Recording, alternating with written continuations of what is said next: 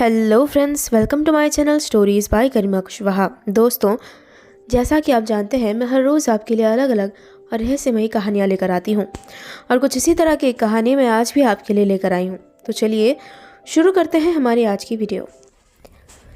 इस पन्ने को पढ़ने के बाद डोलोरेस की दिलचस्पी इस डायरी में और जाग गई थी और उसने फ़ौरन ही अगला पन्ना पलटा।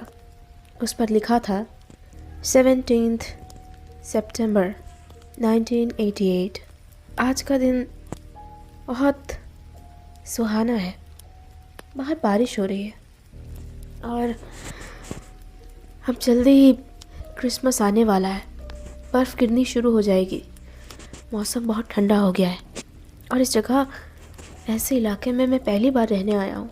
ये हर तरफ से जंगलों से घिरा हुआ है और यहाँ पर बारिश जब होती है, हवाएं चलती हैं, तब बहुत शोर होता है।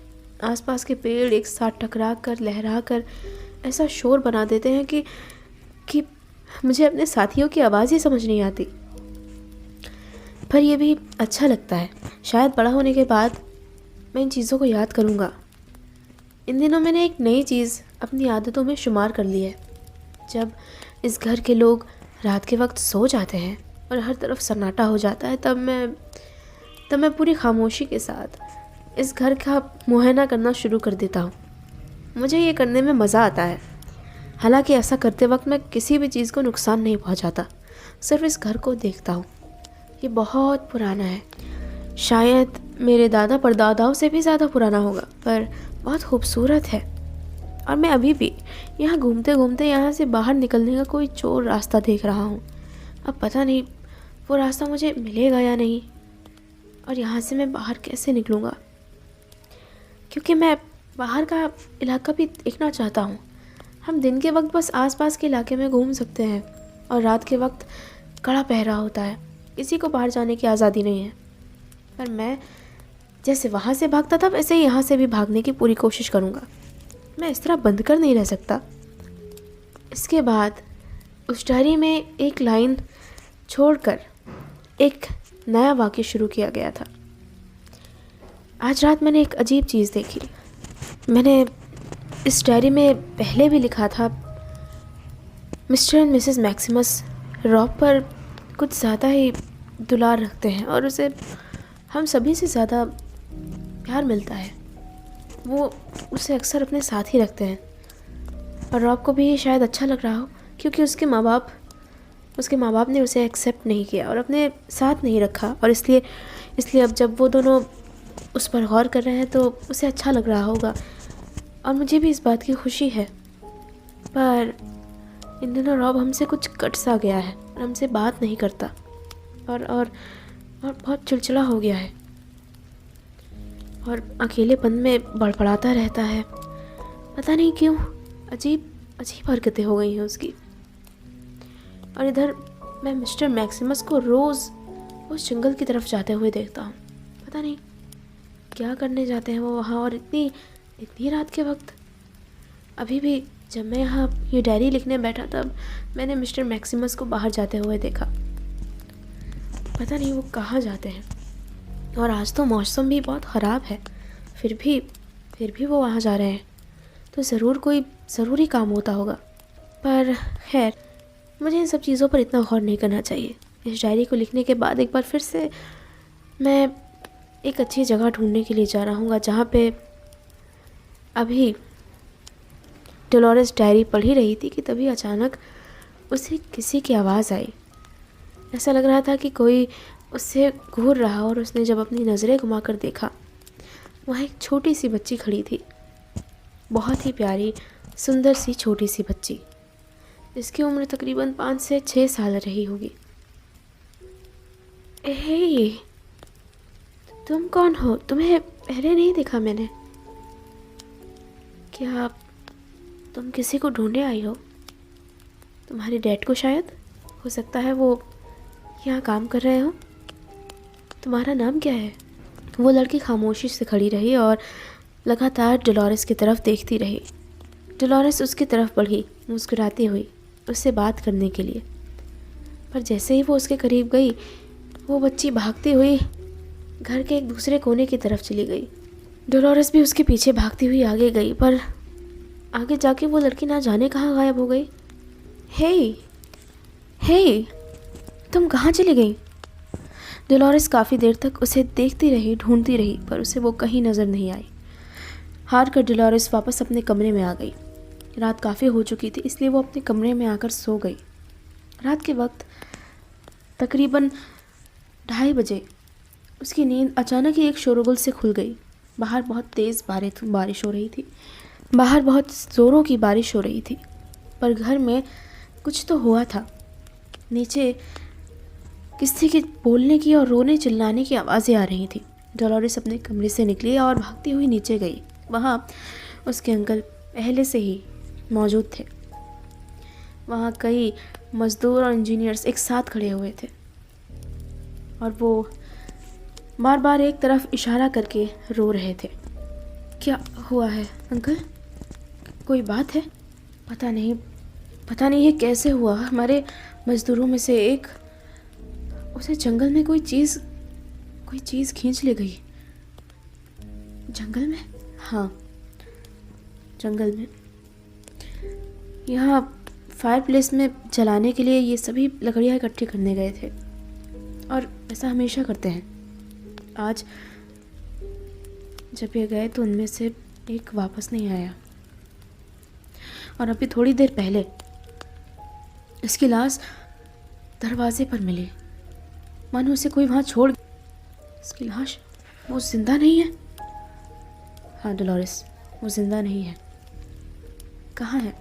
नहीं, तुम मत जाओ वहाँ, तुम देख नहीं पाओगे उसे, पर मुझे देखना है। इतना कहते हुए डोलोरेस बाहर की तरफ भागी। दरवाजे पर एक लाश थी, आधी अधूरी लाश। उसके कई हिस्से गायब थे और बहुत बुरी हालत में थी। आंखें नहीं थीं, चेहरा पूरी तरह से उधड़ा हुआ था और शरीर के कई हिस्सों से मांस नोचा हुआ था और खून सीढ़ियों से बहते हुए नीचे की तरफ जा रहा था। डोलोरेस उसे देखते ही चीख मारकर पीछे हट गई और फिर वापस आ गई। वो कांप रही थी, उसका चेहरा सफ़ेद पड़ गया था। कहा था ना तुम देख नहीं पाओगी डोलोरेस। ये हुआ कैसे? किसने किया होगा? और हम उसकी फैमिली को क्या जवाब देंगे? उसकी फिक्र तुम मत करो। यहाँ क्या हो रहा है वो इन सभी को पता है, तो कोई भी कुछ नहीं कहेगा। जो हुआ है वही बताया जाएगा। पर ये हुआ कैसे? क्या आपको कोई अंदाज़ा है? पता नहीं, ये पहली बार नहीं हुआ है डोलोरेस। तुम तो यहाँ अभी आई हो कुछ ही दिन पहले, पर मैं यहाँ तुमसे पहले से हूँ और ऐसा पहले भी हुआ है। एक मज़दूर पहले भी गायब हो चुका है और उसकी लाश भी हमें इसी तरह मिली थी। तो क्या ये कोई जंगली जानवर है अंकल? पता नहीं, हमें भी नहीं पता, पर ये इंसानों का काम नहीं लगता डोलोरेस। और वैसे भी हम हमारे रहने की जगह और ठिकानों से बहुत दूर हैं।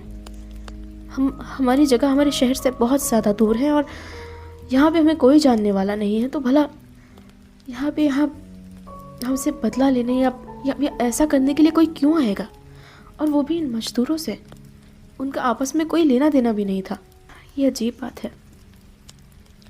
अब हाँ, मुझे एक बात पूछनी थी। क्या इनमें से कोई अपनी फैमिली को यहाँ लेकर आया है? जहाँ तक मैं जानता हूँ नहीं। क्यों? नहीं, कुछ नहीं। डोलोरेस अभी भी उस लड़की को लेकर आश्चर्यचकित थी। उसे समझ नहीं आया कि आखिर वो लड़की थी कौन। उस रोज़ सभी लोगों के चेहरे पर एक अजीब सी दहशत छाई रही। पूरे दिन कोई कुछ भी नहीं बोला, सब बिल्कुल खामोश और चुपचाप थे। शाम के वक्त सारा काम ख़त्म होने के बाद डोलोरेस अपने कमरे में वापस गई और उसने वो डायरी एक बार फिर से पढ़ना शुरू किया। डेट थी सितंबर 23, 1988। आज का दिन बहुत अजीब है। रॉब से बात किए हुए मुझे कई दिन बीत चुके हैं। असल में पिछले कई दिनों से वो मिस्टर और मिसेस मैक्सिमस के कमरे में ही रह रहा है। उन्हीं के साथ वो उसे पढ़ाते हैं, अपने साथ खाना खिलाते हैं, बाहर घुमाने ले जाते हैं। पता पता नहीं उन्हें उससे इतना लगाव क्यों है, जबकि उसे तो उसके माँ बाप ने भी एक्सेप्ट नहीं किया था। पर ये उसके लिए अच्छा ही है।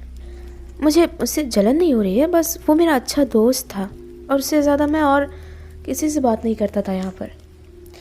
हाँ, सिर्फ लूबी है जिससे मैं बात करता हूँ, पर वो एक छोटी बच्ची है और जितना मेरी बातें समझती है उतना वो भी बात करती है, पर वो बिल्कुल मेरी बहन जैसी है। और अगर मैं बड़ा होने के बाद कभी कुछ कर पाया तो मैं ज़रूर उसके लिए कुछ करना चाहूँगा। पिछले 2 दिन से तो मुझे रॉब नज़र ही नहीं आया। वो उनके कमरे में ही है और बाहर ही नहीं निकला।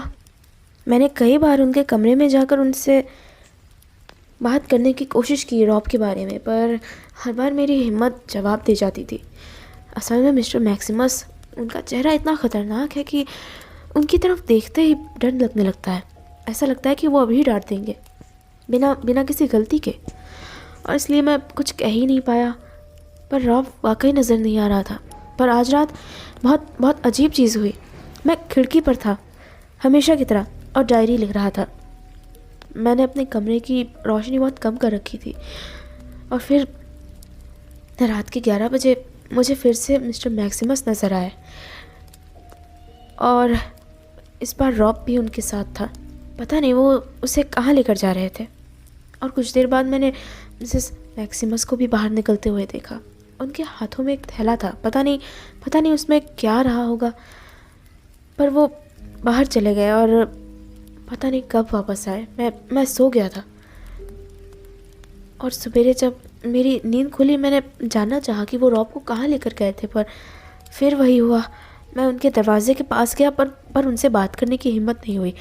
वो मुझे देखते ही बहुत भारी आवाज़ में बोले, तुम यहाँ क्या कर रहे हो लड़के? कुछ नहीं। रॉब अब ठीक है ना? हाँ, वो ठीक है। तुम्हें उसकी फ़िक्र करने की ज़रूरत नहीं है। तुमने अपनी पढ़ाई पूरी की।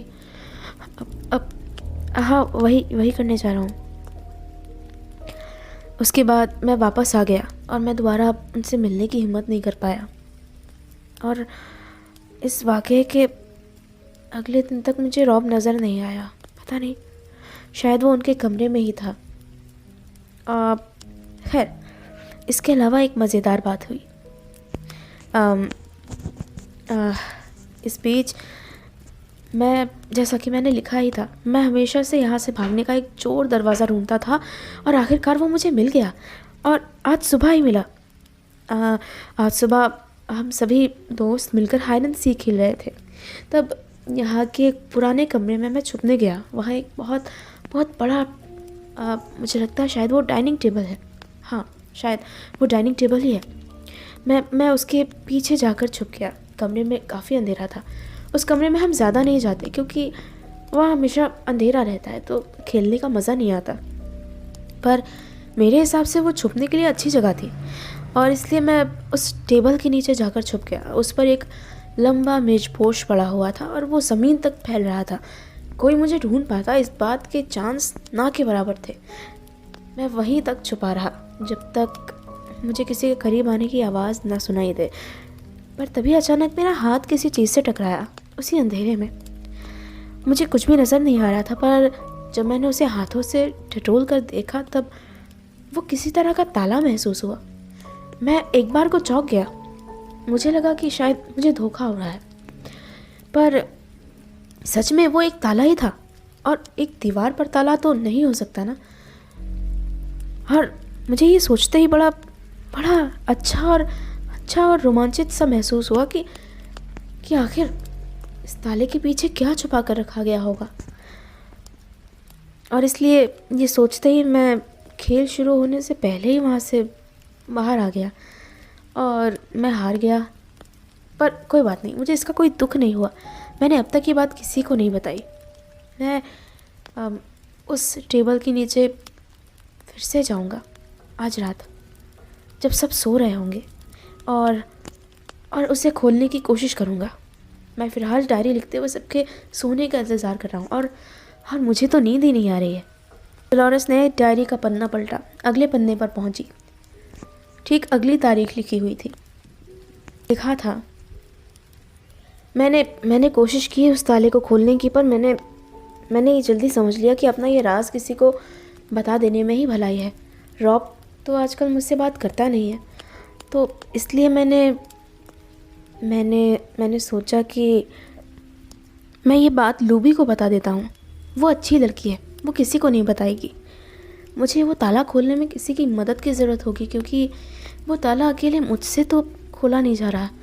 और जहाँ तक ताला खोलने की एक तकनीक मुझे पता भी है, तो उसके लिए मुझे 2 पतली पिन्स की ज़रूरत पड़ेगी, या फिर किसी तरह की सुई, या फिर ऐसी ही किसी चीज़ की ज़रूरत पड़ेगी जो मेरे पास तो नहीं है, पर हाँ लूबी को मिल सकती है।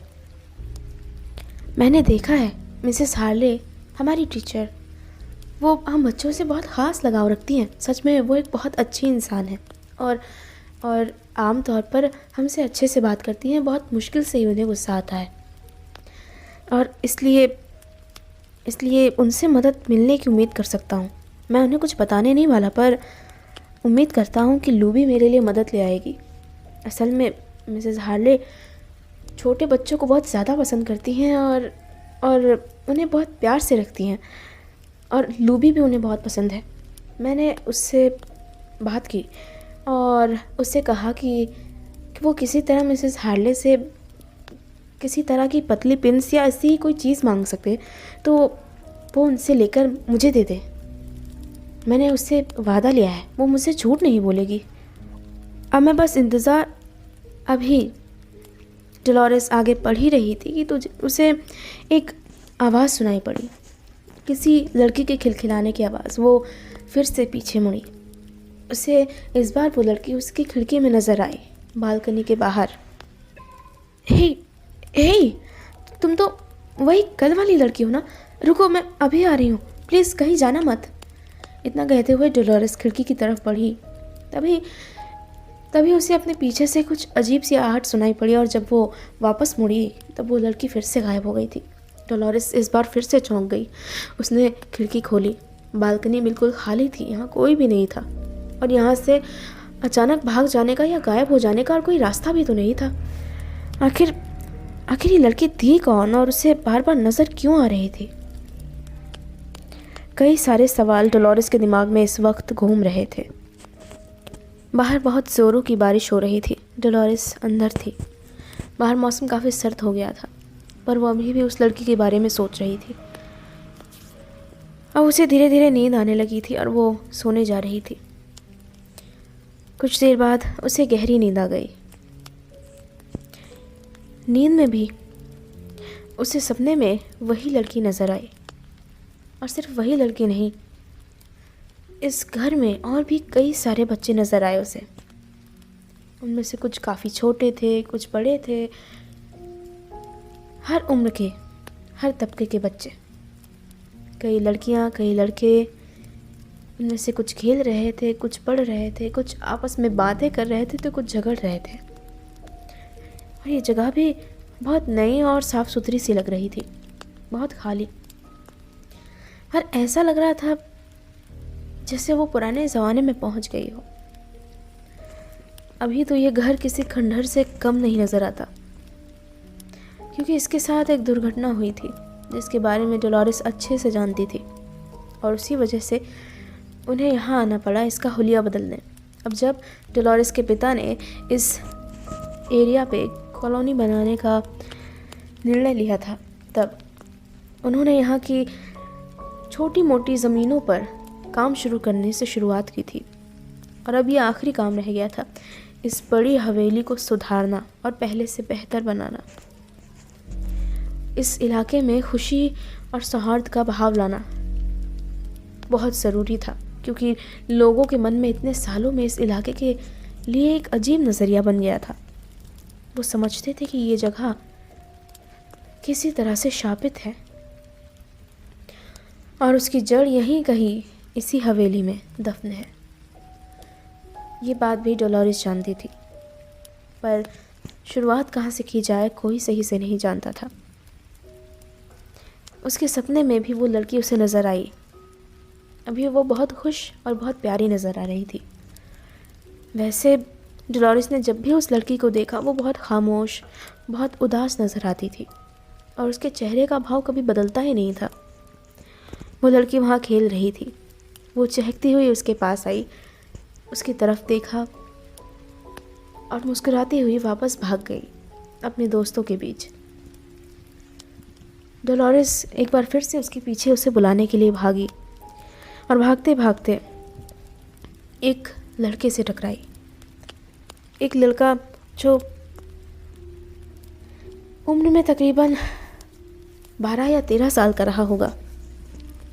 वो देखने में बहुत परेशान और चिड़चिड़ा सा नज़र आ रहा था, बहुत ज़्यादा। और डोलोरेस से टकराते ही उसने मन ही मन बड़बड़ाना शुरू कर दिया और उल्टी सीधी बातें बोलता हुआ सीढ़ियों पर चढ़ता हुआ भागते हुए एक कमरे के अंदर दाखिल हो गया और फिर बाहर नहीं आया। कुछ देर बाद वही बच्ची फिर से उसके पास भागती हुई आई। आप उसे नहीं जानती ना? हाँ, मैं तुम्हें भी नहीं जानती। वेल, मेरा नाम लूबी है। लूबी? तुम्हारा ये नाम कहीं सुना हुआ लग रहा है। हाँ, इस नाम की बहुत सी लड़कियां हैं यहाँ पर मैं सबसे स्पेशल हूँ। ज़रूर तुम्हें देख कर ही लग रहा है। तो वो लड़का कौन था? क्या वो तुम्हारा भाई है? नहीं, यहाँ हम सब अलग अलग जगहों से आए हैं। कोई नहीं जानता कि हमारे माँ बाप कौन हैं। यहाँ क्या जगह है ये? आपको नहीं पता? नहीं, ये हमारा अनाथालय है। हम सभी अलग अलग जगह से आए हैं, पर हम सब एक साथ रहकर खूब खेलते हैं, खूब मस्ती करते हैं और सब अच्छा रहता है। वो रॉब है। रॉब? हाँ, वो भी हम में से एक है। उसके माँ बाप उसे बहुत बचपन में ही यहाँ छोड़ कर गए थे, ऐसा मुझे मेरे दोस्त ने बताया। रॉब देख नहीं सकता, पर वो बहुत अच्छा है। पर आजकल वो हमसे ज़्यादा बात नहीं करता। और तुम यहाँ कैसे? एक एक्सीडेंट में मेरे मॉम डैड गुजर गए और मैं बच गई, तो मैं यहाँ आ गई। उसी एक्सीडेंट में मेरी एक उंगली भी चली गई, देखिए। सॉरी बच्चे, तुम तो बहुत छोटी हो। हाँ, मैं यहाँ 2 साल पहले ही आई हूँ।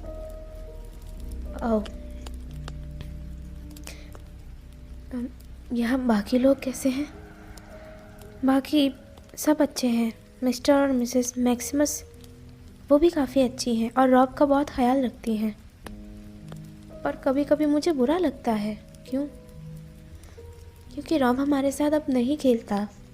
अभी डोलोरेस उस लड़की से बातें कर ही रही थी कि तभी उसे अपने पीछे कोई महसूस हुआ। जब उसने पीछे सर घुमाया, वहाँ एक औरत खड़ी हुई थी जो चेहरे से बहुत ही कठोर और क्रूर नज़र आ रही थी। हेलो मिसेस मैक्सिमस, तुम कौन हो?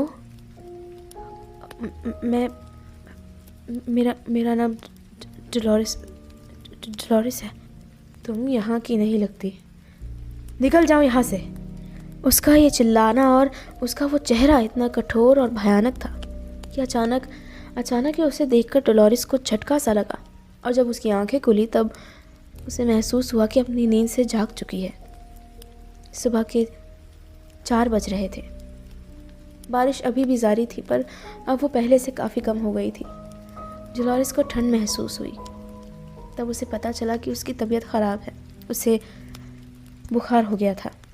वो फ़ौरन अपने अंकल के पास गई। उन्होंने उसे कुछ दवाएं दी, जिसे खाकर डोलोरेस वापस अपने कमरे में आकर लेट गई और उसने डायरी को आगे पढ़ना शुरू किया। तो दोस्तों, इसी के साथ ख़त्म होती है मेरी आज की वीडियो। मेरी आज की वीडियो आपको कैसी लगी ये मुझे कमेंट बॉक्स में कमेंट करके ज़रूर बताइएगा। साथ ही साथ अगर आप मेरे चैनल पर नए हैं तो मेरे चैनल को सब्सक्राइब ज़रूर कर लीजिएगा, ताकि आपको डे बाय डे ऐसी इंटरेस्टिंग स्टोरी सुनने को मिलती रहे। Thank you.